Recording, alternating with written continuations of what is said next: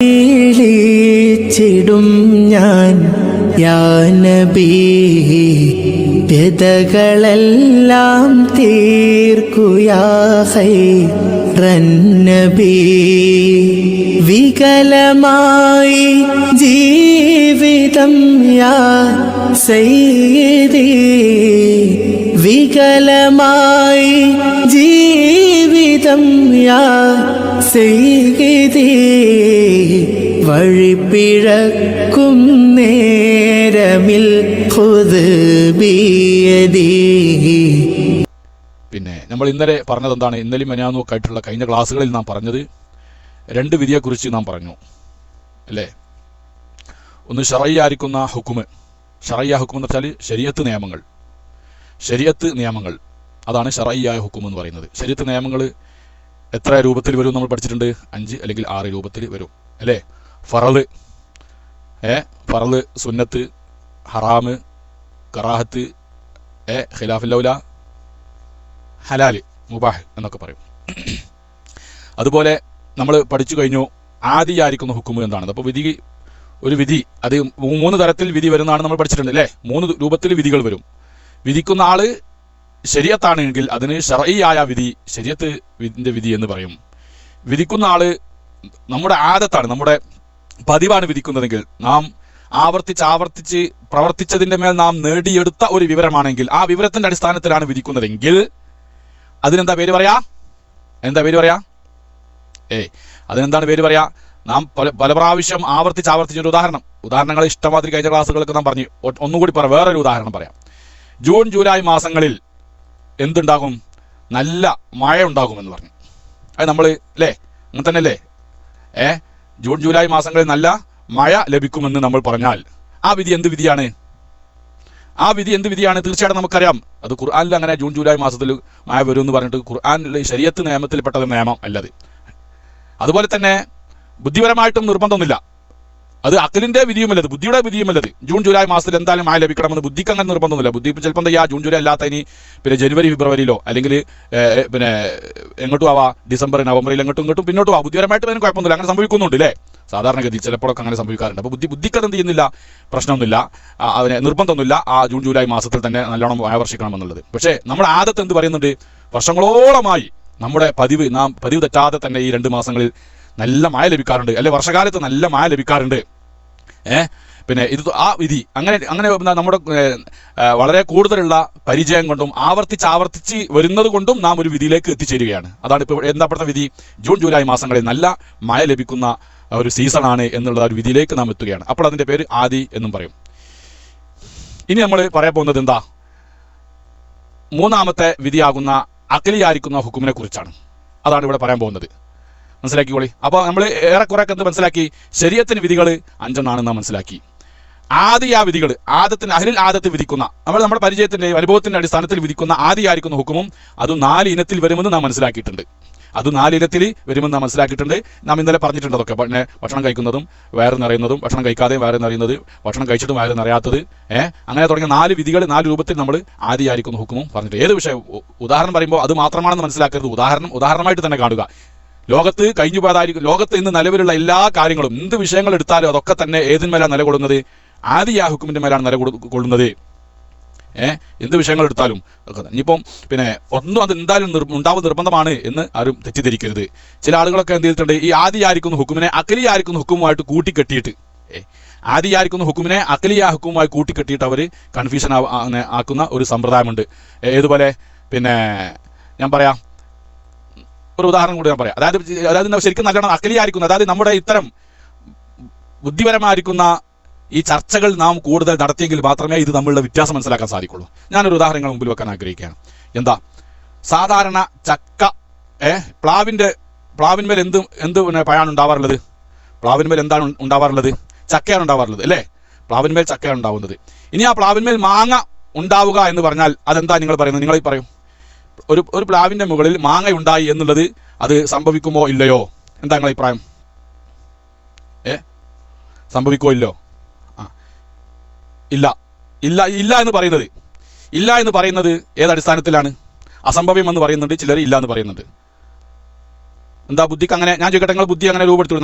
നല്ലൊരു പ്ലാവ് നിങ്ങൾ നല്ലൊരു പ്ലാവ് നിങ്ങൾ മനസ്സിൽ കരുതി, ആ നല്ല പ്ലാവിൻ്റെ മുകളിൽ നല്ല നിറയെ മാങ്ങ, എന്താ ബുദ്ധിക്കോടെ എന്തെങ്കിലും സംഭവിക്കുന്നുണ്ടോ?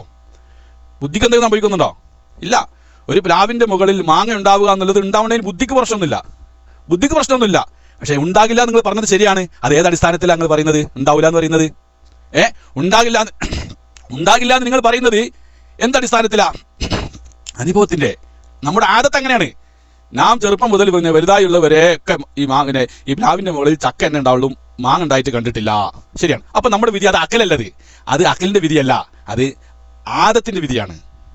അത് ഇതുവരെ സംഭവിച്ചിട്ടില്ല എന്ന് നമ്മുടെ അനുഭവത്തിൽ സംഭവിച്ചിട്ടില്ല. ഇനി ഒരു പ്രവാചകൻ വന്ന് ഞാൻ ആ പ്ലാവിൻ്റെ മുകളിൽ മാങ്ങ കായ്പിക്കാമെന്ന് പറഞ്ഞാൽ അത് സംഭവിക്കൂലേ? സാധാരണക്കെതിരായിട്ട് സംഭവിക്കും. അതിനാണ് എന്തെന്ന് പറയാ? മോജിസത്ത് എന്ന് പറയാം. അപ്പോൾ ഒരു പ്രവാചകന് മോജിസത്ത് കാണിക്കണമെങ്കിലും ഒരു വലിയ കറാമത്ത് കാണിക്കണമെങ്കിലും ഒക്കെ ആദത്തിനെ മാറ്റിമറിക്കാനേ സാധ്യമാവുള്ളൂ. മനസ്സിലായി നിങ്ങൾക്ക്? ഈ ആദിയായിരിക്കുന്ന കാര്യത്തെ മാറ്റിമറിക്കാൻ സാധിക്കും. ബുദ്ധിപരമായിട്ട് ഒരു സംഗതി നിർബന്ധമായ ഒരു സംഗതിയെ മാറ്റിമറിക്കാൻ സാധ്യമല്ല. ബുദ്ധിപരമായിട്ട് ഉണ്ടാവുന്ന നിർബന്ധമായതിനെ അതിനെ മാറ്റിമറിക്കാൻ, ഉണ്ടാവാൻ പാടില്ലാത്തതിനെ ഉണ്ടാക്കാനേ പറ്റൂല. ഇനി ഞാൻ ചോദിക്കട്ടെ, അപ്പൊ നിങ്ങൾ പറഞ്ഞു ബുദ്ധിപരമായിട്ട് ഒരു പ്ലാവിന്റെ മുകളിൽ, ബുദ്ധിപരമായി നോക്കുമ്പോൾ പ്ലാവിന്റെ മുകളിൽ മാങ്ങ ഉണ്ടാവുക എന്നുള്ളത് അസംഭവ്യമല്ല. പക്ഷേ സാധാരണഗതിയിൽ അത് അസംഭവ്യമാണ്. സാധാരണഗതിയിൽ നിങ്ങൾ പലരും അടിച്ചു അത് അസംഭവ്യമാണ്, അത് ഉണ്ടാവൂല എന്ന്. അത് ഏത് അടിസ്ഥാനത്തിലാണ്? ആദത്തിൽ അത് ഉണ്ടാവൂല എന്നാണ് പറഞ്ഞത്. ആദത്തിൽ ഉണ്ടാവാൻ അസംഭവ്യമാണ്. അപ്പം ചില നമ്മളെ ആക്ഷേപിക്കാൻ പറയണേ, നിങ്ങളുടെ വിശ്വാസം പ്ലാവിന്റെ മുകളിൽ മാങ്ങ ഉണ്ടാവാൻ പറ്റും, മാവിന്റെ മുകളിൽ ചക്ക ഉണ്ടാക്കായ്ക്കും ഒക്കെ പറ്റുമെന്ന് പറയുന്ന ആളുകളല്ലേ? നമ്മൾ പറയുന്നു അത് അകലം നിൽക്ക് പറ്റും എന്നാ പറയുന്നത്. ബുദ്ധിപരമായിട്ട് അതിന് വിരോധമൊന്നുമില്ല. അതങ്ങനെ ഒരു പ്ലാവിന്റെ മുകളിൽ നിങ്ങൾ ആലോചിച്ച് നോക്കൂ, ഒരു പ്ലാവിന്റെ മുകളിൽ മാങ്ങ ഉണ്ടായെന്ന് കൊണ്ട് എന്തെങ്കിലും സംഭവിക്കോടെ? എന്തെങ്കിലും ഒരു മഹാലി സംഭവിക്കോ? ഒരു കുഴപ്പമില്ല, ഇവിടെ ഒന്നും സംഭവിക്കൂല. ഉണ്ടായിന്ന് വന്നേക്കാം. ഞാൻ ചോദിക്കട്ടെ, ശൈത്യകാലത്ത് ഉണ്ടാകുന്ന പഴങ്ങൾ, ശൈത്യകാലത്തുണ്ടാകുന്ന പഴങ്ങൾ ഉഷ്ണകാലത്തുണ്ടാവുമോ? അത് റബ്ബർ മരത്തിന്റെ മുകളിൽ ചക്ക ഉണ്ടായെന്നാണ് നമ്മളെ കുയ്മണ്ണ ഉസ്താദ് പറയുന്നത്. റബ്ബർ മരത്തിന്റെ മുകളിൽ ചക്ക ഉണ്ടായിരുന്നു. അത് ആദത്തിനെതിരാണത്. ബുദ്ധിപരമായിട്ട് അതിനൊന്നും വിരോധമില്ല. ഞാൻ ചോദിക്കട്ടെ, ഖുർആനിലെ ഒരു ഉദാഹരണം എടുക്കുക.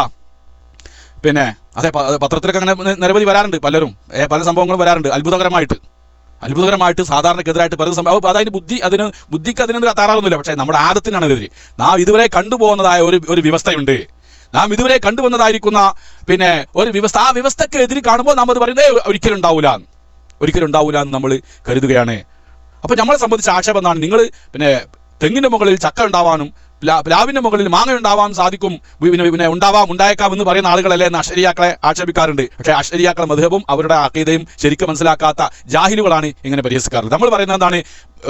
ഒരു തെങ്ങിന് മുകളിൽ മാങ്ങ ഉണ്ടാവുക എന്നുള്ളത് ബുദ്ധിപരമായിട്ട് കുഴപ്പമില്ല, അല്ലെങ്കിൽ പ്ലാവിന്റെ മുകളിൽ മാങ്ങ ഉണ്ടാവുക എന്നുള്ളത് ബുദ്ധിപരമായിട്ട് കുഴപ്പമില്ല. പക്ഷേ ആദത്തം നിൽക്കുന്നത് മുസ്തഹീലാണ്, അത് നമ്മൾ അംഗീകരിക്കുന്നുണ്ട്. പതിവ് നിലക്ക് ഇന്ന് വരെ കണ്ടുവന്ന വ്യവസ്ഥ അനുസരിച്ചുകൊണ്ട് ആ വ്യവസ്ഥക്ക് സാധാരണ ആ വ്യവസ്ഥക്കെതിരാണ് എന്ന് നമ്മൾ പറയാം. പക്ഷേ ബുദ്ധിക്കതില്ല, ഒരു കുഴപ്പമില്ല. ഒരു പ്രവാചകൻ വന്നുകൊണ്ട് അല്ലെങ്കിൽ ഒരു വലിയ വന്നുകൊണ്ടിട്ട് അതിനെതിരെ കാണിക്കുന്നതിന് വിരോധമല്ല. നമ്മുടെ അഖീദ എന്നും നല്ല അടിത്തറയിൽ കെട്ടിപ്പടുത്തതാണ്. നമ്മുടെ വിശ്വാസം നല്ല അടിത്തറയിൽ കെട്ടിപ്പടുത്തതാണ്. അപ്പൊ ചില ആളുകൾക്ക് ഇൽത്തിബാസായി ഒരു അവ്യക്തത വന്നു പോകുന്ന വെച്ചാൽ ആദിയായിരിക്കുന്ന ഹുക്കുമും അഖലിയ ഹുക്കുമും കൂട്ടിക്കെട്ടിയിട്ട് അതിനെ മനസ്സിലാക്കിയ ആളുകളുണ്ട്. അത് വേർതിരിച്ച് മനസ്സിലാക്കിയെങ്കിൽ നമ്മുടെ അഖീദ നാം ശരിക്കും മനസ്സിലാക്കാൻ സാധിക്കുള്ളൂ. അപ്പോൾ മുജിസത്തിന് നമ്മൾ പറയുന്ന നിർവചനം, അമാനുഷികതയ്ക്ക് നമ്മൾ പറയുന്ന നിർവചനം ഖർഖുൽ ആദ എന്നാണ്. നമുക്ക് മുജിസത്ത് മനസ്സിലാക്കാൻ പ്രയാസമില്ല. എന്താണ് മുജിസത്ത് എന്ന് മനസ്സിലാക്കാൻ പ്രയാസമില്ല. എന്ത് മനസ്സിലായി നിങ്ങൾക്ക്? വഹാബികൾ സത്യം പറയുക എന്നത് ഏത് ഗണത്തിൽപ്പെടും? അത് ആദത്തെ മുസ്തഹിലാണ്. സത്യോസ്താദിന്റെ ഒരു സംശയമാണ്. വഹാബി മൗലവിമാര് സത്യം പറയുക എന്നുള്ളത് ഏത് ഇനത്തിലാ പെടുത്താൻ? നിങ്ങളെ അഭിപ്രായത്തിൽ എന്താണ്? എന്റെ അഭിപ്രായത്തിൽ ആദത്തെ മുസ്തഹിലാണ്. അതായത് ഒരു തെങ്ങിന്റെ മുകളിൽ ഒരു മാങ്ങ ഉണ്ടാവുക എന്നുള്ളത് സാധാരണഗതിയിൽ മുസ്തഹിലാണ്. പക്ഷേ പറഞ്ഞുകൂടായൊന്നുമില്ല, ബുദ്ധിപരമായിട്ട് വിരോധമൊന്നുമില്ല. എന്റെ അഭിപ്രായത്തിൽ ചിലർക്ക് ഇത് മറിച്ച അഭിപ്രായം ഉണ്ടായിരിക്കാം, അല്ലെങ്കിൽ അങ്ങനെ അത്ര തോനെ പറയണോ എന്ന് ചിന്തിക്കുന്നവരുണ്ടായിരിക്കാം. പക്ഷെ സാധാരണഗതിയിൽ ഒരു ശരിയായ ഒരു 22 കാരറ്റ് ഒരു വഹാബി മൗലവിയാണെന്നുണ്ടെങ്കിൽ അയാളുടെ സ്വഭാവം അങ്ങനെ തന്നെ ആയിരിക്കും. മനസ്സിലായില്ലേ? ഏതല്ലാട്ടെ. അപ്പം അഖലിയായിരിക്കുന്ന ഹുക്കുമും ആദിയ ഹുക്കുമും തമ്മിൽ വ്യത്യാസപ്പെടുത്താത്ത, നമ്മൾ മുമ്പ് പറഞ്ഞതുപോലെ CN അഹമ്മദ് മൗലവിയെ കുറിച്ച് CN അഹമ്മദ് മൗലവി എന്താ ആള് പറഞ്ഞത്? ഖർഖുൽ ആദത്ത് അങ്ങനെ ഉണ്ടാവില്ല. ഖർഖുൽ ആദത്തിനെ ഗണ്ണിക്കല്ല. അപ്പം ഒരു വടി കൊണ്ട് അടിച്ചിട്ട് സമുദ്രം പിളർന്ന് അതിലൂടെ സഞ്ചരിക്കുക, അതൊരിക്കലും ഉണ്ടാവില്ല. വെള്ളം വടി കൊണ്ട് അടിച്ച് മാറ്റി വ്യത്യാസപ്പെടുത്താൻ സാധ്യമല്ല. വെള്ളം എന്നത് എപ്പോഴും ചേർന്നിരിക്കുന്ന സാധനമാണ്, അല്ലേ? വെള്ളം എന്നുള്ളത് എന്താണ്? ചേർന്നിരിക്കുക എന്നുള്ളതാണ് അതിന്റെ പ്രകൃതി. അതൊരിക്കലും എന്ത് ചെയ്യില്ല, അതിങ്ങനെ മാറി നിന്നിട്ട് ഇങ്ങനെ ഈ ഐസ് പോലെ ഇങ്ങനെ ആയി നിൽക്കൂല. വെള്ളത്തിന്റെ ആയിരിക്കുമ്പോൾ അതിങ്ങനെ ചേർന്നിരിക്കും. വടി കൊണ്ട് അടിച്ചാലും എന്താവില്ല, അതങ്ങനെ അകന്ന് മാറി നിൽക്കുന്നില്ല. അപ്പൊ അയാൾ എന്ത് മനസ്സിലാക്കി? ഈ വെള്ളം തമ്മിൽ ചേരുക എന്നുള്ളത് അതൊരു ആദിയ ഹുക്കുമാണ്. അള്ളാഹു സുബ്ഹാനഹു വ തആല അങ്ങനെ ആക്കിയിട്ടാണ് അത് അങ്ങനെ ആവുന്നത്. ഈ വെള്ളത്തിനെ പടച്ചതും ഈ വെള്ളം ചേർന്ന് നിൽക്കുന്ന വസ്തുവാവുക എന്നുള്ളതും അള്ളാഹു തആല ആ പ്രകൃതി അതിന് പടച്ചതിന്റെ പേരിലാണ് അങ്ങനെ ആവുന്നത്. ആ പടച്ച അള്ളാഹുവിന് ഈ പ്രകൃതി എടുത്തു മാറ്റിക്കൊണ്ട് അതിൽ ഏതുപോലെയാക്കാം? ഒരു കല്ലിനെ പോലെയാക്കാം. കല്ലിനെ പോലെ ആക്കിയിട്ട് അതിന്റെ ആ വെള്ളത്തെ 2 വൻമതിൽ പോലെ ആക്കി അതിന്റെ ഇടയിൽ കൂടി റോഡ് സൃഷ്ടിച്ചുകൊണ്ട് കടന്നു പോകാനുള്ള പാതയൊരുക്കാം. അതിനൊന്നും കുഴപ്പമില്ല. പക്ഷെ അയാൾ എന്ത് ചെയ്ത്? ആദിയായിരിക്കുന്ന ഹുക്കും ഏതുമായി കൂട്ടിക്കെട്ടി? അഖലിയായിരിക്കുന്ന ഹുക്കുമായി കൂട്ടിയിടണം. ഇനിയിപ്പോൾ നമ്മൾ അഖലിയ ഹുക്കും എന്നുള്ളത് മനസ്സിലാക്കുക. അപ്പൊ ഞാനിവിടെ പറഞ്ഞ ഉദാഹരണത്തിൽ എന്താണ്? ഇപ്പം സാധാരണഗതിയിൽ ഒരു പ്ലാവിന്റെ മുകളിൽ മാങ്ങ ഉണ്ടാവുക എന്നുള്ളത് സാധാരണഗതിയിൽ മുസ്തഹീലാണ്, അസംഭവ്യമാണ്, അസാധ്യമാണ്. പക്ഷേ അഖലിന്റെ നിലക്ക് നോക്കുകയാണെന്നുണ്ടെങ്കിൽ തീർച്ചയായിട്ടും ഏത് തന്നെയാണത്? അത് ജായിസാണ് എന്ന് വെച്ചാൽ ഉണ്ടാവാം, അതിന് വിരോധമൊന്നുമില്ല. ഇതാണ് നമ്മൾ പറയുന്നത്. മനസ്സിലായില്ലേ? എന്നാൽ ഞാൻ ചോദിക്കട്ടെ, ഇനിയിപ്പോൾ അഖലിയ ഹുക്കും എടുക്കുക. ഒരു മരം ഒരേ സമയത്ത് അത് മാവുമാണ് പ്ലാവുമാണെന്ന് പറയാൻ പറ്റുമോ? അത് ബുദ്ധി അംഗീകരിക്കുന്നുണ്ടോ? ഒരു മരം ഒരേ സമയത്ത് അത് മാവുമാണ് പ്ലാവുമാണ് എന്ന് പറയാൻ പറ്റുമോ? അങ്ങനെ ബുദ്ധി അനുവദിക്കുന്നുണ്ട് അത്? അത് നിങ്ങൾ പറയും അല്ല, അത് ബുദ്ധി അതെന്തില്ല, സമ്മതിക്കൂല. അല്ലെങ്കിൽ ചോദിക്കട്ടെ, ആ മാവ് നീണ്ടതുമാണ് വളഞ്ഞതുമാണെന്ന് പറഞ്ഞു. ആ മാവ് അല്ലെങ്കിൽ ഒരു കവുങ്ങ് കൂട്ടിക്കോളി. കവുങ്ങ് നമുക്ക് നല്ലോണം മനസ്സിലാവും.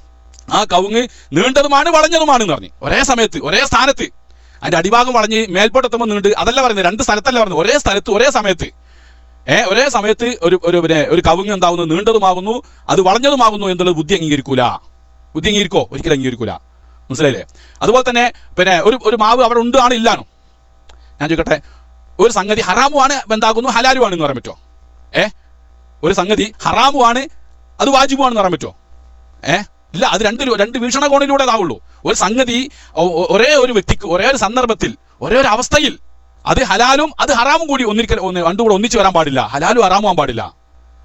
അപ്പൊ ഒന്നിരിക്കൽ അത് ഹലാലാകണം, അല്ലെങ്കിൽ അത് ഹറാമാകണം. രണ്ടാലെന്നേ പറ്റുള്ളൂ. ഹലാലും ഹറാമും കൂടി ഉണ്ടാവുക എന്നുള്ളത് ബുദ്ധി അംഗീകരിക്കൂല. അതാണ് അഖലിയ ഹുക്കും എന്ന് പറയുന്നത്. മനസ്സിലായില്ലേ? അത് ബുദ്ധി അംഗീകരിക്കൂല. ഇത് 2 വൈരുദ്ധ്യങ്ങൾ ഒരുമിച്ച് കൂടുക എന്നുള്ളത്. അതെ, വൈരുദ്ധ്യങ്ങൾ ഒരുമിച്ച് കൂടുക എന്നുള്ളത് ബുദ്ധി അംഗീകരിക്കുന്ന വിഷയമാണോ? ഒരിക്കലും അംഗീകരിക്കൂല. അപ്പൊ നേരെ മറിച്ചുകൊണ്ട് ഒരു പ്ലാവിന്റെ മുകളിൽ ചക്ക ഉണ്ടാവുക എന്നുള്ളത് പോലെ മാങ്ങ ഉണ്ടാവുന്നതിന് ബുദ്ധിക്ക് തകരാറൊന്നുമില്ല. പക്ഷെ നമ്മുടെ ആദത്തനുസരിച്ചിട്ട് നാം ഇന്ന് വരേക്കും അനുഭവിച്ചു വന്നതായ, നാം ഇന്ന് വരേക്കും കണ്ടുവന്നതായിരിക്കുന്ന ആ വ്യവസ്ഥിതി നോക്കുമ്പോൾ അത് അസംഭവ്യമായിട്ട് നമുക്ക് പറയാമെങ്കിലും ബുദ്ധിക്ക് അതുകൊണ്ട് എന്തില്ല, ഒരു അങ്ങനെ സങ്കല്പിക്കുന്നതിന് യാതൊരു വിരോധമില്ല. അതാണ് ഈ 3 ഹുക്കുമുകളും തമ്മിലുള്ള വ്യത്യാസങ്ങൾ. അപ്പൊ പല ആളുകളും ഇത് മനസ്സിലാക്കാതെ ആദിയായിരിക്കുന്ന ഹുക്കും ഏതാണെന്നും അഖലിയ ഹുക്കും ഏതാണെന്നും മനസ്സിലാക്കാതെ ഇർത്തിബാസിൽ, അതായത് അവർ ആകെ ആശയക്കുഴപ്പത്തിൽ പെട്ടുപോയിട്ടുണ്ട്. ഇത് ശരിയായ നിലക്ക് ഇത്തരം അറിവുകൾ പഠിക്കാത്തതിന്റെ പേരിൽ വന്ന അപാകതയാകുന്നു. പിന്നെ അപ്പോൾ നമ്മൾ വിഷയത്തിലേക്ക് കടക്കാം. ബിസ്മില്ലാഹിർ റഹ്മാനിർ റഹീം. വഅമ്മൽ ഹുക്കുമുൽ അഖലിയു, ഈ മുസ്തനിഫ് പറഞ്ഞു. നമ്മൾ 2 ഹുക്കും പറഞ്ഞു കഴിഞ്ഞു. ശറഈയ ഹുക്കും പറഞ്ഞു, ആദിയ ഹുക്കും പറഞ്ഞു. വഅമ്മൽ ഹുക്കുമുൽ അഖലിയു, അപ്പോൾ ബുദ്ധിപരമായിരിക്കുന്ന വിധി എന്ന് പറഞ്ഞാൽ അതാ ബുദ്ധിപരമായ വിധി. ബുദ്ധിയാണ് അത് വിധിക്കുന്ന ആള്. അതേതല്ല നമ്മുടെ പതിവല്ല വിധിക്കുന്നത്, അല്ലെങ്കിൽ ശരീഅത്തല്ല വിധിക്കുന്നത്. അത് ഫഹുവ, ഇത് ഇബാറത്തുൻ, അത് പറയാൻ പറ്റുന്നതാണ്. പിന്നെ എന്താ മിൻ ഫഹുവ ഇബാറത്തുൻ. അവിടെ എന്തോന്ന് പോരയുണ്ടല്ലോ, ഫഹുവ ഇബാറത്തുൻ അമ്മാ യുദ്രിക്കുൽ അഖ്ലു സുബൂതുഹു ഔ നഫിഹു. അതുണ്ട്.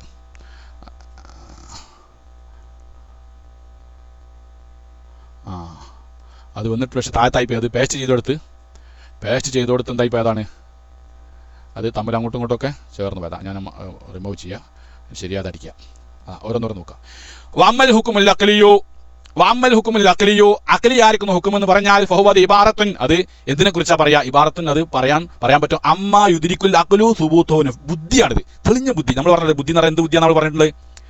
ബുദ്ധി എന്ന് പറഞ്ഞാൽ ചില ആളുകൾക്ക് തീരെ ബുദ്ധി ഇല്ലാതിരിക്കുന്ന ഉസ്താദെ, ചില ആളുകൾക്ക് അമിത ബുദ്ധി ഉണ്ടാവില്ല ഉസ്താദെ, ചില ആളുകൾക്ക് സാമാന്യ ബുദ്ധി ഉണ്ടാവില്ല ഉസ്താദെ. ഏത് ബുദ്ധിയും ചോദിച്ചാൽ നമുക്ക് പറയാൻ മറുപടി എന്താ? കിതാബിലൊക്കെ എങ്ങനത്തെ കിതാബിലൊക്കെ പറയുന്ന അഖീദന്റെ കിതാബിലൊക്കെ പറയുന്ന ബുദ്ധി എന്ന് പറഞ്ഞാൽ ഐസക് ന്യൂട്ടന്റെ ബുദ്ധിയാണെന്നോ അല്ലെങ്കിൽ പച്ചപ്പൊട്ടന്റെ ബുദ്ധിയാണെന്നോ രണ്ടുമല്ല. ഒരു സാമാന്യ ബുദ്ധി, അതായത് മറ്റ് ആശയങ്ങൾ മുൻധാരണകളെ കൊണ്ട് കലരാത്ത ബുദ്ധി, വിവിധ ആശയങ്ങളെ കൊണ്ടും മുൻവിധികളെ കൊണ്ടിട്ടും കലരാത്ത ശുദ്ധമായിരിക്കുന്ന ബുദ്ധി. ആ ബുദ്ധിയെ കുറിച്ച് നമ്മുടെ ചർച്ച ഉള്ളത് കേട്ടോ. അല്ലാതെ എന്തെങ്കിലും വിശ്വസിച്ച് വന്ന് ഞാൻ ഒരു ഉദാഹരണം പറഞ്ഞില്ലേ, ഒരു കാറും ഒരു സൈക്കിളും തമ്മിൽ കൂട്ടിയിടിച്ചപ്പോൾ മുൻധാരണയുള്ള ഒരാൾ ഒരു വിഷയത്തെ സംബന്ധിച്ചുകൊണ്ട് മുൻധാരണയുള്ള അയാൾ ആ ധാരണ.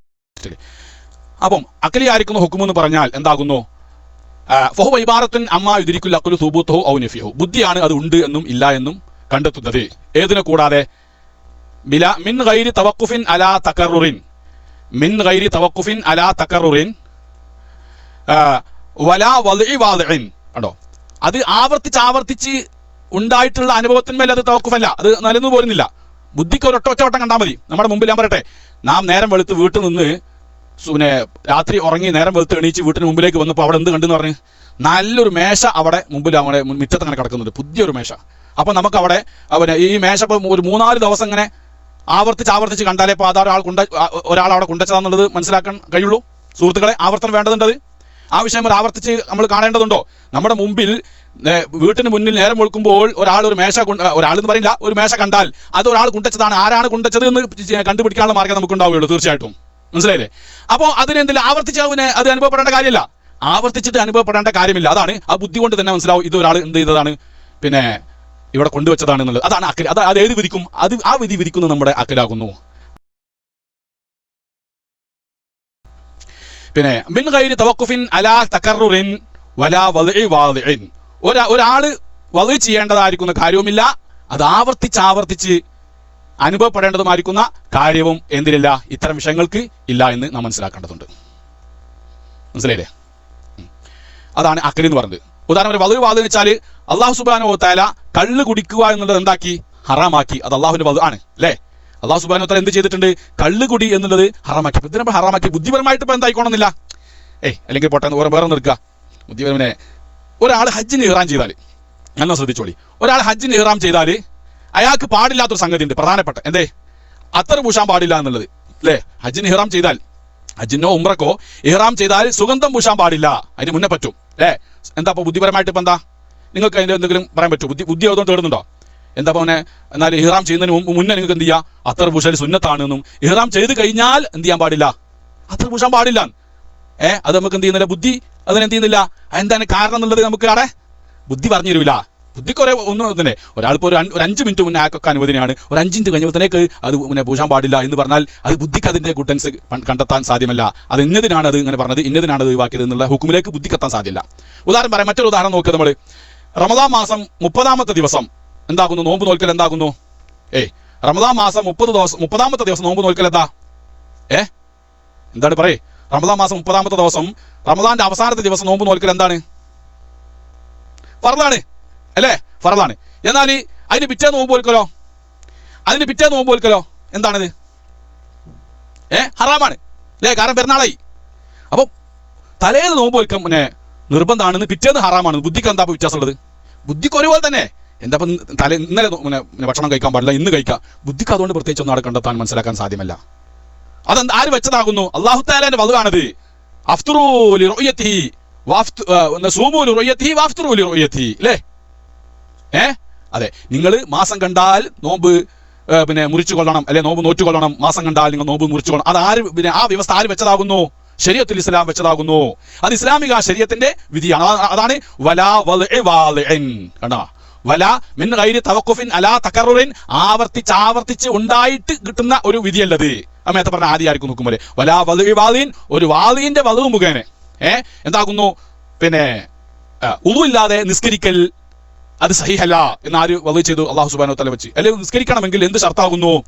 ഉളു ഉണ്ടാക്കൽ ഷർത്താകുന്നു. ഇദാ കുന്തും ബിൽ സലാത്തി ഫഗ്സുലൂ വുജൂഹക്കും വഅയ്ദിയക്കും, നിസ്കാരത്തിലേക്ക് നിങ്ങൾ നിൽക്കുകയാണെങ്കിൽ നിങ്ങളെ കൈയും മുഖമൊക്കെ കഴുകണം, ഉളു ഉണ്ടാക്കണമെന്ന്. അത് അല്ലാഹു തആലാന്റെ വദ്ഉ ആണ്. അത് അല്ലാഹു സുബ്ഹാനഹു വ തആലാന്റെ വദ്ഉ ആകുന്നു. അത് മനസ്സിലായില്ലേ? അതാണ്. അതായത് അവൻ ഒരു വ്യവസ്ഥ വെക്കുന്ന ആളുടെ വ്യവസ്ഥയുടെ മേലോ അല്ലെ ആവർത്തിച്ചുണ്ടാകുന്ന ഒരു അവസ്ഥയുടെ മേലോ നിലനിന്ന് പോരുന്നതല്ല ബുദ്ധിയുടെ വിധി എന്ന് പറഞ്ഞാൽ. ഇത് രണ്ടും ഇല്ലാത്തതാകുന്നു. അതാ ഞാൻ നേരത്തെ പറഞ്ഞത്, മേശന്റെ ഉദാഹരണം പറഞ്ഞത്. അല്ലെങ്കിൽ നമ്മുടെ മുമ്പിൽ നമ്മുടെ വീട്ടിന് ഉമ്മറത്ത് ഒരു കമ്പ്യൂട്ടർ കണ്ട് നേരം വെളുത്ത് എണീച്ച് നോക്കുമ്പോൾ ഒരു കമ്പ്യൂട്ടർ അതിന്റെ എല്ലാ സെറ്റിങ്ങോട് കൂടെ തന്നെ കമ്പ്യൂട്ടർ മുമ്പ് കണ്ടെങ്കിൽ അത് ഉറപ്പാണ്. അവിടെ ഇങ്ങനെ ഒരു 4-5 ദിവസം കമ്പ്യൂട്ടർ ഇങ്ങനെ കണ്ടെങ്കിൽ അയാൾ ഇതാരെ കൊണ്ടുവച്ചതാണ് എന്നുള്ളത് അല്ലേ? അങ്ങനെ മനസ്സിലാക്കുക. അവന് എന്താ പറയാ? അവനെ കുറിച്ച് ബുദ്ധി ഇല്ലാത്തവൻ, അവനെ കുറിച്ച് എന്താ പറയാ? നമ്മള് ബുദ്ധി ബലീദ് എന്നാ പറയാ. പക്ഷേ നേരെ മറിച്ച് ഇത് ഒറ്റ കണ്ടാൽ മതി, ഒറ്റ പ്രാവശ്യം തന്നെ കണ്ടാൽ മതി ഇതൊരാൾ കൊണ്ടുവച്ചതാണെന്നുള്ളത്. അതാണ് ബുദ്ധിയുടെ വിധി എന്ന് പറയുന്നത്. ആവർത്തിക്കേണ്ട ആവശ്യമില്ല. അതുപോലെ തന്നെ ഒരാൾ ഒന്ന് വെക്കേണ്ട ആവശ്യവുമില്ല. ഒരാൾ ഒരു വദ്ഉ ചെയ്യേണ്ട ഒരു വ്യവസ്ഥ ചെയ്യുന്ന ആളുടെ വ്യവസ്ഥയുടെ മേലും അത് നിലനിന്ന് പോരുന്നതല്ല. നമ്മളിപ്പോൾ വണ്ടിയായിട്ട് പോകുന്ന സന്ദർഭത്തിൽ സിഗ്നൽ വെച്ചുകൊണ്ട് ചുവപ്പ് ലൈറ്റ് കണ്ടാൽ നിൽക്കണമെന്നുള്ളത്, ആ വണ്ടി നിർത്തണം, സ്റ്റോപ്പ് ചെയ്യണം എന്നുള്ളത് അത് ആരുടെ വദ്ഉയാണ്? ബുദ്ധിക്ക് നിർബന്ധമുണ്ടോ അത് ചുവപ്പിന് ആയിക്കോണമെന്ന്? അങ്ങനെയുണ്ടോ സുഹൃത്തുക്കളെ? ചുവപ്പ് കണ്ടാൽ നിർത്തണം എന്നുള്ള ബുദ്ധി അത് നമ്മൾ വ്യവസ്ഥ വെച്ചതിന് ശേഷം അങ്ങനെ ബുദ്ധി നമ്മൾ എന്ത് ചെയ്യുന്നതാണ് പറയുകയാണ്. അല്ലാതെ ബുദ്ധിപരമായിട്ട് ഇപ്പോൾ അവിടെ ആ പിന്നെ ചുവപ്പിന്റെ സ്ഥാനത്ത് ഒരാൾ നീല കളറ വെക്കുന്ന വെച്ചോളി, ഇപ്പോൾ ഒരു നാട്ടിൽ പോയി അമേരിക്കയിൽ പോയി നോക്കുമ്പോൾ, ഉദാഹരണത്തിന് അമേരിക്കയിൽ പോയി നോക്കുമ്പോൾ വണ്ടി നിർത്തണമെങ്കിൽ അവർ എന്ത് കളറാണ് വെച്ചത്? അവിടെ നീല ലൈറ്റ് തെളിഞ്ഞാൽ വണ്ടി സ്റ്റോപ്പ് ചെയ്യണം എന്നുള്ളതാണ്. നമ്മളത് അംഗീകരിക്കണം. അവിടെ പോയിട്ട് എൻ്റെ നാട്ടിലൊക്കെ ചുവപ്പ് കളറാണ്, അതുകൊണ്ട് നീല കളർ ഞാൻ നിർത്തൂലാന്ന് പോയാൽ വണ്ടി കൂട്ടിയിടിക്കും, യാതൊരു സംശയമില്ല. അത് ബുദ്ധിക്കത്തില്ല, നിർബന്ധമില്ല, അങ്ങനെ വരാം. ഒരു നാട്ടിൽ അങ്ങനെ നിശ്ചയിക്കാം. പച്ച കളർ കണ്ടാൽ പോകണമെന്നുള്ളിടത്ത് പച്ച കളർ ഇടാൻ നിർത്തണമെന്നുള്ള ഒരു നാട്ടിൽ വെച്ചാൽ ആ നാട്ടിന്റെ വ്യവസ്ഥക്കനുസരിച്ചുകൊണ്ട് അത് നമ്മളത് അംഗീകരിക്കണം. ഇത് ബുദ്ധിക്ക് ഇതിനെ യോജിക്കൂലാന്ന് പറയേണ്ട കാര്യമില്ല. ബുദ്ധിക്ക് യോജിക്കേണ്ട വിഷയമല്ലത്. അത് ഓരോരുത്തർ ഓരോ നാട്ടുകാർ ഉണ്ടാക്കുന്ന ഓരോ വ്യവസ്ഥകളാണ്. ആ വ്യവസ്ഥ നമ്മൾ അംഗീകരിച്ചേ പറ്റൂ. മനസ്സിലായില്ലേ? അതുപോലെ ഇങ്ങനെ ഒരു വ്യവസ്ഥയുടെ മേലോ ആവർത്തിച്ച് ഉണ്ടാകുന്നതിന്റെ മേലോ നിലനിന്ന് പോരാത്ത ഒന്നിരിക്കാവുന്നു അക്കലിയായിരിക്കുന്നു ഹുക്കുമ് എന്ന് പറയുന്നത്. പിന്നെ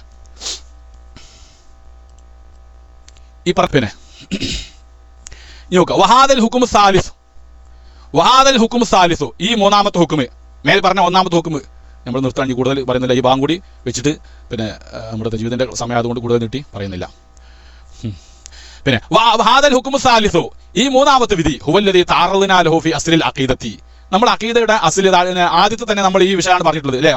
നമ്മൾ ആദ്യം തന്നെ ഒരു മത്തിന് പറഞ്ഞിട്ടുണ്ടല്ലോ. പക്ഷെ തന്നെ നമ്മൾ ഇതിനെ കുറിച്ച് പറഞ്ഞിട്ടുണ്ട്. ഏത് അഖലിയായിരിക്കുന്നു ഹുക്കും എന്ന് പറഞ്ഞാൽ മൂന്നെണ്ണമാകുന്നു. ഒന്ന് വുജൂബ്, ഇസ്തിഹാലത്ത്, ജായിസ്. ഇതാ മുസന്നിഫ് പറയുന്നത്. മുമ്പ് നമ്മൾ പിന്നെ അഖീദയുടെ അസ്ലിൽ മത്തിനിൽ നമ്മൾ പിന്നെ മുമ്പ് പറഞ്ഞതായിരിക്കുന്ന ഈ വിധി ഫഖൗലുന വഹാദല്ലദീ, ഈ പറഞ്ഞത് വഹാദൽ ഹുക്കും സാലിസ്, ഈ വിധിയാണ് ഹുവല്ലദീ തഅറളനാ ലഹു, അതാണ് നമ്മൾ വ്യക്തമാക്കിയത് ഫി അസ്ലിൽ അഖീദത്തി, അഖീദയുടെ ആദ്യത്തിൽ.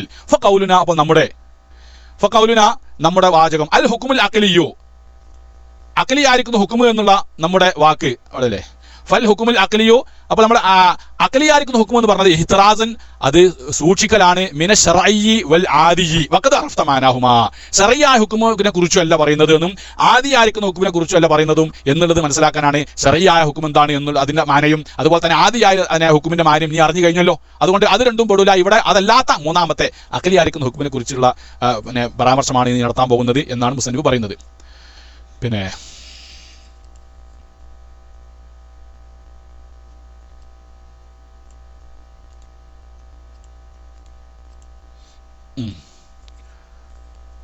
അപ്പൊ ഖൗലുഹു യൻഹസിറു അലാ സലാസത്തി അഖ്സാമി, അപ്പൊ മത്നിൽ പറഞ്ഞിട്ടുണ്ടല്ലോ, മത്നിൽ പറഞ്ഞ അത് മൂന്നിനമാണ്. അഖലിയായിരിക്കുന്ന ഹുക്കുമ് മൂന്ന് ഐറ്റത്തിലാണ് എന്നുള്ളത് യാനി, അഥവാ അതുകൊണ്ട് മുസന്നിഫ് ഉദ്ദേശിക്കുന്നത്, മുസന്നിഫും ഷാരിയും ഒക്കെ ഒരാൾ തന്നെ കേട്ടോ. മുസന്നിഫും ഷാരിയും ഇവിടെ ഒരാൾ തന്നെയാണ്. ഈ കിതാബിനിക്ക് സനൂസിക്കിന്റെ മത്നിക്ക് ഒരുപാട് ആളുകൾ മഹാന്മാർ ഇതിന് ശറഹ് ചെയ്തിട്ടുണ്ട്. ഇവിടെ നമ്മൾ പോകുന്നത് ഏത് തന്നെയാണ്? മുസന്നിഫിന്റെ തന്നെ മത്നും മുസന്നിഫിന്റെ തന്നെ ശറഹും കൂട്ടിയിട്ടുള്ള ഓത്താണ്. മനസ്സിലല്ലേ? യാനി, അതായത് അഖലിയായിരിക്കുന്ന ഹുക്മ് അലാ സലാസത്തി അഖ്സാമിൻ, മൂന്നിനമാണ്. യാനി അന്ന കുല്ലമാ യുതസവ്വറു എന്നുണ്ടാവും കേട്ടോ. അന്ന കുല്ലമാ യുതസവ്വറു ഫിൽ അഖലി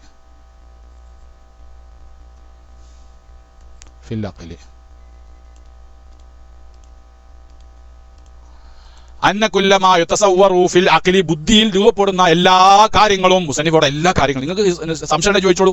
ഇത് അന്ന കുല്ലമാ യുതസവ്വറു ഫിൽ അഖലി, ബുദ്ധിയിൽ നാം രൂപപ്പെടുത്തുന്ന എല്ലാ കാര്യങ്ങളും, യുദ്രിക്കു, ബുദ്ധി നമ്മളെ എത്തിക്കുന്നതായ എല്ലാ കാര്യങ്ങളും. എന്താ? മിൻ ദവാത്തിൻ, വസ്തുവിന്റെ സത്തകളാവട്ടെ, വസ്തുവിന്റെ തടികളുണ്ടല്ലോ, ഏത് നമ്മുടെ ഗ്ലാസ്, അതുപോലെ തന്നെ പിന്നെ നമ്മുടെ കമ്പ്യൂട്ടർ, നമ്മുടെ ഇറക്കുന്ന ചെയർ, അതുപോലെ കീബോർഡ് തുടങ്ങിയിരിക്കുന്ന അതായത് സത്തകൾ, ആ വസ്തു ആവട്ടെ, ഔ സിഫാത്തിന്, അല്ലെങ്കിൽ അതിന്റെ ഗുണമാവട്ടെ. ഒരു വസ്തു സെയ്ദ് എന്ന് പറയുന്ന ഒരു വ്യക്തി, ആ വ്യക്തി അയാളുടെ തടി തന്നെയാണ് സെയ്ദ് എന്നുള്ളത്. അയാളുടെ സിഫാത്ത് എന്ന് പറയാൻ എന്താകുന്നു? ആ സെയ്ദ് എന്താകുന്നു? ആലിമാകുന്നു, വിവരമുള്ളവനാകുന്നു, അല്ലെങ്കിൽ വിവരമില്ലാത്തവനാകുന്നു, അല്ലെങ്കിൽ അവൻ നല്ല നല്ല നല്ല ഗായകനാകുന്നു, അല്ലെങ്കിൽ അയാൾ നല്ലോണം പ്രസംഗിക്കുന്ന ആളാകുന്നു, അല്ലെങ്കിൽ നല്ലൊരു പ്രൊഫസറാകുന്നു അയാൾ, തുടങ്ങിയതാക്കുന്ന ആളുടെ സിഫത്തുകളാണ്. അപ്പോൾ നമ്മുടെ ബുദ്ധിയിൽ വരുന്ന ഒരു സാധനങ്ങൾ മുഴുവനും അതായത് ഏതൊക്കെയാണ്? ദവാത്തിൻ, വസ്തുവിന്റെ സത്തകള്, ഔ സിഫാത്തിൻ, അല്ലെങ്കിൽ അതിന്റെ ഗുണങ്ങള്, വുജൂദിയത്തിൻ വ സൽബിയത്തിൻ വ ഹവാലിൻ, അത് വുജൂദിയ സിഫത്തുകൾ ഉണ്ടാവും. അതും കൂടി പറയാം നമുക്ക്. എന്താ വുജൂദിയ സിഫത്ത് എന്ന് പറഞ്ഞാൽ ആ വസ്തു നമുക്ക് ഉണ്ട് എന്ന് നമ്മൾക്ക് ബോധ്യപ്പെടും. ഉദാഹരണം പറയാം, ഒരാൾ നമ്മൾ പറയാം നബി സല്ലല്ലാഹു അലൈഹി വസല്ലമ തങ്ങൾ എന്തായിരുന്നു? ആ പ്രവാചകനാണ് ലോകത്തിന്റെ നേതാവ്. അല്ലെങ്കിൽ ആ പ്രവാചകർ സല്ലല്ലാഹു അലൈഹി വസല്ലമ തങ്ങളാണ് ഏറ്റവും കൂടുതൽ ലോകത്തുള്ള എല്ലാ ആളുകളെക്കാളും കൂടുതൽ വിവരമുള്ള ആള് എന്ന് പറഞ്ഞാൽ അത് സിഫത്താണ്. അതൊരു ഗുണം തന്നെയാണ്. വിവരം, ഇൽമ് എന്ന് പറയുന്നത് ഒരു ഗുണമാണ്. തൊട്ട് കാണിക്കാൻ പറ്റില്ല ഇൽമ് എന്നുള്ളത്. കാണിക്കാൻ പറ്റുമോ? ഇൽമ് എന്നുള്ളത് തൊട്ട് കാണിക്കാനും ചൂണ്ടിക്കാണിക്കാനും പറ്റില്ല. അതൊരു ഗുണമാണ്. അതൊരു മനുഷ്യന് ഒരു വസ്തുവിൽ ഉണ്ടാകുന്ന ഗുണം. അപ്പോ വുജൂദിയത്ത് എന്ന് പറഞ്ഞാല് നമുക്കത് കണ്ടെത്താൻ സാധിക്കും. ഇൽമ് എന്ന് പറയുന്നത് അല്ലേ? എന്താണ്? ബുർദയിലെ ബൈത്തുണ്ടല്ലോ, ഫമബ്ലഗുൽ ഇൽമി ഫീഹി അന്നഹു ബശറുൻ വഅന്നഹു ഖൈറു ഖൽഖില്ലാഹി കുല്ലിഹിം. ഉണ്ടോ? ഫമബ്ലഗുൽ ഇൽമി അന്നഹു ബശറുൻ. നമ്മുടെ അറിവിന്റെ അങ്ങേയറ്റത്തല്ല പറഞ്ഞത്, അത് റസൂൽ ഒരു ബശറാണ് നമ്മൾ അംഗീകരിക്കുന്നത്. റസൂൽ കരീം സല്ലല്ലാഹു അലൈഹി വസല്ലം തങ്ങൾ മലക്കല്ല, അല്ലെങ്കിൽ മറ്റേതെങ്കിലും വിഭാഗമല്ല, മനുഷ്യൻ തന്നെയാകുന്നു. പക്ഷേ അതോടുകൂടെ വഅന്നഹു ഖൈറു ഖൽഖില്ലാഹി കുല്ലിഹിം, സർവ്വ സൃഷ്ടികളെക്കാളും ഉത്തമരുമാകുന്നു ആര്? നബി സല്ലല്ലാഹു അലൈഹി വസല്ലം തങ്ങൾ. ഈ ഒരു ഗുണം റസൂലുള്ളാഹിൽ ഉണ്ടോ ഇല്ലേ? റസൂലുള്ളാഹിൽ ഉണ്ടോ ഇല്ലേ? അഫ്ളലുൽ ഖൽഖാകുന്നു, എല്ലാ സൃഷ്ടികളെക്കാളും നബി സല്ലല്ലാഹു അലൈഹി വസല്ലം തങ്ങൾ ഏറ്റവും ശ്രേഷ്ഠമാക്കപ്പെട്ടവരാകുന്ന ഗുണം ഉണ്ടോ ഇല്ലേ? ഉണ്ട് അല്ലെ? ഉണ്ട് എന്നുള്ളതിന്റെ പേരാണ് വുജൂദിയത്ത്. വുജൂദിയത്ത് എന്ന് പറയുന്നത് മനസ്സിലായില്ലേ? അപ്പോൾ സിഫാത്തിൻ വുജൂദി എന്ന് പറയുന്നത് ഉള്ള ഗുണങ്ങള്. നബി സല്ലല്ലാഹു അലൈഹി വസല്ലം തങ്ങൾക്ക് ഇങ്ങനത്തെ ഒരുപാട് ഗുണങ്ങളുണ്ട്. ഇത്രയും വെച്ചാൽ ആ ഗുണങ്ങൾ എന്ത് ചെയ്യാൻ പറ്റൂല. ആ മറ്റൊരു പ്രവാചകന്മാരും പ്രവാചകനോട് ഈ വിഷയത്തിന്റെ ഒന്നിനും തന്നെ നബിയോട് അടുത്തിട്ടില്ല. ഫാക്കൻ നബിയീന ഫീ, കണ്ടില്ലേ? ഇവിടെ കണ്ടില്ലേ? ടെക്സ്റ്റ് ബോർഡ് കണ്ടില്ലേ? ഫാക്കൻ നബിയീന ഫീ ഖൽഖിൻ വഫീ ഖുലുഖി, സ്വഭാവത്തിലും സൃഷ്ടിപ്പിലും മറ്റെല്ലാ പ്രവാചകന്മാരെക്കാളും ഉന്നതിയിലാണ്. അവരെയൊക്കെ മികച്ചിരി വെച്ചിരിക്കുന്നു. വലം യുദാനൂഹു ഫി ഇൽമിൻ വലാ കറമിൻ, ഇൽമിന്റെ വിഷയത്തിലും അതുപോലെ തന്നെ മഹത്വത്തിന്റെ വിഷയത്തിലും ആദരവിന്റെ വിഷയത്തിലും ഒന്നും തന്നെ മറ്റു പ്രവാചകന്മാർ ആരും നബിയോട് അടുത്തിട്ടേ ഇല്ല. അപ്പോൾ റസൂൽ കരീം സല്ലല്ലാഹു അലൈഹി വസല്ലം ഹൽക്കുണ്ട്, ഇവിടെ ഹുൽക്കുണ്ട്. നബിക്ക് ആ സ്വഭാവം എന്നുള്ളതും നബിയിലുള്ള ഒരു ഗുണമാണ്. അതുപോലെ തന്നെ ഹൽക്ക് എന്ന് പറയുന്ന പിന്നെ സൃഷ്ടിപ്പിന്റെ വിഷയത്തിലൊക്കെ തന്നെ റസൂൽ കരീം സല്ലല്ലാഹു അലൈഹി വസല്ലം ആ ഗുണങ്ങളൊക്കെ എന്താകുന്നു? നബിയിൽ ഉള്ള. അതാണ് സിഫാത്തിൻ വുജൂദിയത്തുൻ. അപ്പോൾ നാം ബുദ്ധി കൊണ്ട് അപ്പോൾ നമ്മൾ ബുദ്ധി കൊണ്ട് മനസ്സിലാക്കിയതാണിത്. അതാണ് ഈ സിഫത്ത് ഉള്ള സിഫത്തുകളാകുന്നു. അന്ന കുല്ലമാ യുതസവ്വറു. ഒരു മിനിറ്റ് നമ്മളെന്താ പറഞ്ഞത് ഇവിടെ? അന്ന കുല്ലമാ യുതസവ്വറു ഫിൽ അഖ്ലി. യുതസവ്വറാണ് ഇവിടെ. യുതസവ്വർ എന്നാ വായിക്കേണ്ട കേട്ടോ. യുതസവ്വറു ഫിൽ അഖ്ലി, അഖ്ലിൽ രൂപമാക്കപ്പെടുന്നു. ഇവിടെ അഖ്ലിൽ പിന്നെ അവിടെ ഫിൽ അഖ്ലി എന്ന് പറഞ്ഞല്ലോ, ബുദ്ധിയിൽ രൂപപ്പെടുത്തപ്പെടുന്നതായിരിക്കുന്ന സംഗതി. ബുദ്ധി തന്നെയാണ് രൂപപ്പെടുത്തുന്നത്, ബുദ്ധിയല്ല നമ്മുടെ ഹവാസുകളാണ് അല്ലേ? നമ്മൾ എന്ത് ചെയ്യുന്നു? നമ്മുടെ പഞ്ചേന്ദ്രിയങ്ങളെ കൊണ്ട് നമ്മൾ കാണുന്നു, അത് കണ്ടിട്ട് അത് അവിടെ സൂക്ഷിക്കുക എന്നുള്ള പണിയാണ് നമ്മുടെ പഞ്ചേന്ദ്രിയങ്ങൾക്കുള്ളത്. അതെന്തെല്ലാമാണ് ഏതൊക്കെയാണെന്നുള്ളത് വിധിക്കുന്നത് ആരാണ്? നമ്മുടെ ബുദ്ധിയാണ്. മനസ്സിലായില്ലേ? ബുദ്ധിയല്ല ഇതിനെ കണ്ടെത്തുന്നത് ഏതാകുന്നു? നമ്മുടെ ഹവാസിലാണ്. നമ്മളിപ്പോൾ നബി സല്ലല്ലാഹു അലൈഹി വസല്ലം തങ്ങളെ കുറിച്ച് നമ്മൾ കേട്ട്, അള്ളാഹുവിന്റെ റസൂല് പിന്നെ ഖൽഖിലും ഖുലുഖിലും എല്ലാ പ്രവാചകന്മാരെ മികച്ചു വെച്ചിരിക്കുന്നു നമ്മൾ കേട്ടു. ആ കേട്ടത് നമ്മൾ എന്ത് ചെയ്യുന്നു? പിന്നീട് അത് ബുദ്ധിക്കാണ് നമ്മൾ കൈമാറുന്നത്. ബുദ്ധിയാണ് പിന്നെ എന്ത് ചെയ്യുന്നത്? അവിടെ അതെങ്ങനെയൊക്കെയാണ് രൂപപ്പെടുത്തി വെക്കുന്നത്. അപ്പം അന്ന കുല്ലമായി തസവ്വറു ഫിൽ അഖ്ലി ഐ യുദ്രിക്കുഹു. പിന്നെ അപ്പൊ അങ്ങനെ പിന്നെ ഐ യുദ്രിക്കു, ബുദ്ധി എത്തിക്കും. അപ്പൊ ഇവിടെ കുല്ലമായി തസവ്വറു ഫിൽ അഖ്ലി എന്ന് പറഞ്ഞതിന്റെ ഉദ്ദേശം ഐ യുദ്രിക്കു, ബുദ്ധി എത്തിക്കുന്നതാണ്. ഇവിടെ ഫായിൽ തന്നെയാണ്, ബുദ്ധി തന്നെയാണ് എത്തിക്കുന്നത് അറിയിക്കാൻ വേണ്ടിയിട്ടാണ്. അല്ലാതെ ബുദ്ധിയിൽ വേറെ ഒന്നല്ല തസവ്വറാക്കുന്നത്. ബുദ്ധി തന്നെയാണ് എന്ത് ചെയ്യുന്നത്? അതിനെ രൂപപ്പെടുന്നത്. യുദ്രിക്കു മിൻ ദവാത്തിൻ ഔ സിഫാത്തിൻ വുജൂദിയത്തിൻ, വുജൂദിയായിരിക്കുന്ന ഗുണങ്ങളാവട്ടെ. അതാ ഞാൻ വുജൂദിയ ഗുണങ്ങൾ പറഞ്ഞാൽ ഇപ്പൊ മനസ്സിലായി. അതായത് ഉള്ള ഗുണങ്ങൾ, അത് ഉള്ളതായിട്ട് നമുക്ക് ബോധ്യപ്പെടുന്ന ഗുണങ്ങൾ. സെൽബിയത്തിൻ, സെൽബിയ ഗുണങ്ങൾ എന്ന് പറഞ്ഞാൽ എന്താ അറിയോ? അത് മനസ്സിലാക്കി ഞാൻ പറയാൻ പോകുന്നത്. അപ്പൊ വുജൂദിയ ഗുണങ്ങൾ എന്ന് പറഞ്ഞാൽ നമുക്കറിയാം. ആ ഒരു ഗുണം പറഞ്ഞാൽ അത് റസൂൽ ഉണ്ട്. അള്ളാഹുവിന്റെ റസൂല് പിന്നെ ലോകത്തിന്റെ സജിദാകുന്നു. സിയാദത്ത് എന്ന് പറയുന്ന ലോകത്തിന്റെ മേധാവിത്വം എന്ന് പറയുന്ന ഒരു ഗുണം ആരിലുണ്ട്? അള്ളാഹുവിന്റെ റസൂൽ ഉണ്ട് എന്ന് പറയുന്ന അത്തരം ഗുണങ്ങൾക്കാണ് വുജൂദിയ സിഫത്ത് എന്ന് പറയുന്നത്. സെൽബിയത്തിൻ, സെൽബിയായിരിക്കുന്ന സിഫത്ത്, അതാണ് സെൽബിയ സിഫത്ത്. ഇൻഷാ അല്ലാഹ് അതിന്റെ വിശദീകരണം നമുക്ക് അടുത്ത ക്ലാസ്സിലേക്ക് വരുന്നുണ്ട്. അപ്പോൾ നമുക്ക് കൂടുതലായിട്ട് പഠിക്കാം. പക്ഷേ ഇത് നമ്മൾ പഠിച്ചെടുക്കുന്ന നിർബന്ധമാണ്. സെൽബിയ സിഫത്ത് എന്നാണ് അല്ലാഹു തആലാന്റെ മാനിയ സിഫത്ത്, അള്ളാഹുവിന്റെ സെൽബിയ സിഫത്ത്, മാനവിയ സിഫത്ത് തുടങ്ങിയതായിരിക്കുന്ന പിന്നെ ആ സിഫത്തുകളെ കുറിച്ചൊക്കെയുള്ള വിശദീകരണം നമുക്ക് അടുത്ത ക്ലാസ്സിൽ വരുന്നത്. അപ്പോൾ നമുക്ക് കൂടുതലായി പഠിക്കാം. ഇവിടെ പറഞ്ഞത് പിന്നെ സെൽബിയ എന്ന് വെച്ചാൽ ഞാൻ പറയട്ടെ, അള്ളാഹുവിന്റെ റസൂലിനോട് തുല്യമായിരിക്കുന്ന ഒരു വ്യക്തിയും ഇല്ല എന്ന് പറഞ്ഞു. റസൂലിനോട് തത്തുല്യനായിരിക്കുന്ന ഒരു വ്യക്തിയും ഇല്ല എന്ന് പറഞ്ഞു.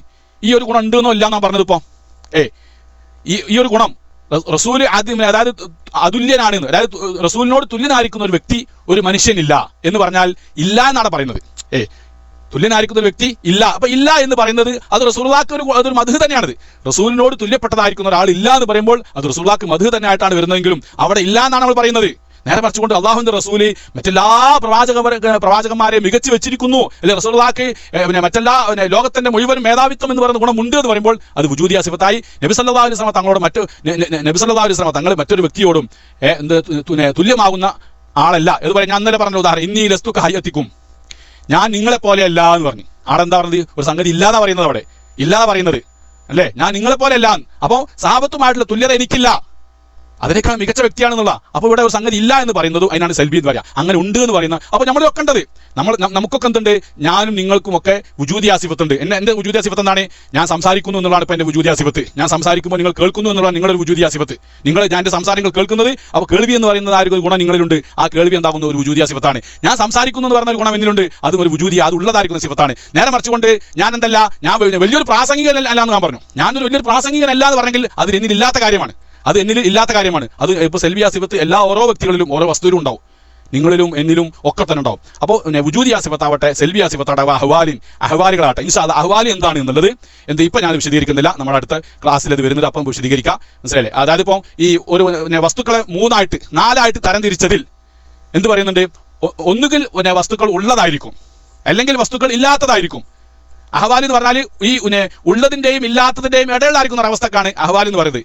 ഇപ്പൊ ഞാൻ അതിലേക്ക് കടക്കാൻ ആഗ്രഹിക്കുന്നില്ല. ഇപ്പൊ നിങ്ങൾ മൊത്തത്തിൽ ഇങ്ങനെ മനസ്സിലാക്കിയാൽ മതി. അഹ്വാലിൻ അപ്പോൾ വസ്തുക്കൾ തന്നെ സത്തയാവട്ടെ, അതിന്റെ ഗുണങ്ങളാവട്ടെ, ആ ഗുണങ്ങൾ സെൽബിയായ ഗുണങ്ങളാണെങ്കിലും വുജൂദിയായിരിക്കുന്ന ഗുണങ്ങളാണെങ്കിലും, ഖദീമത്തിൻ ഔ ഹാദിസത്തിൻ, അത് ഖദീമായിരിക്കുന്ന സിഫത്താവട്ടെ. അള്ളാഹിനെ കുറിച്ചാണെങ്കിൽ അള്ളാഹു തആലാന്റെ ഇൽമ് ഖദീമാണ്, അള്ളാഹു തആലാന്റെ ദാത്ത് ഖദീമാണ്. നമ്മളെ കുറിച്ചാണെങ്കിൽ നമ്മുടെ ഇൽമ് ഹാദിസാണ്, ഇപ്പം ഉണ്ടായതാണ്. ഖദീം എന്ന് നമ്മൾ പഠിച്ചാൽ അള്ളാഹിനെ കുറിച്ച് ഖദീം എന്ന് പറഞ്ഞാൽ അവനുണ്ടായതിന് തുടക്കമില്ല എന്നുള്ളതാണ്. നമ്മളെ കുറിച്ച് ഹാദിസാണെന്ന് പറഞ്ഞാൽ നമ്മൾ ഉണ്ടായതിന് തുടക്കമുണ്ട് എന്നുള്ള.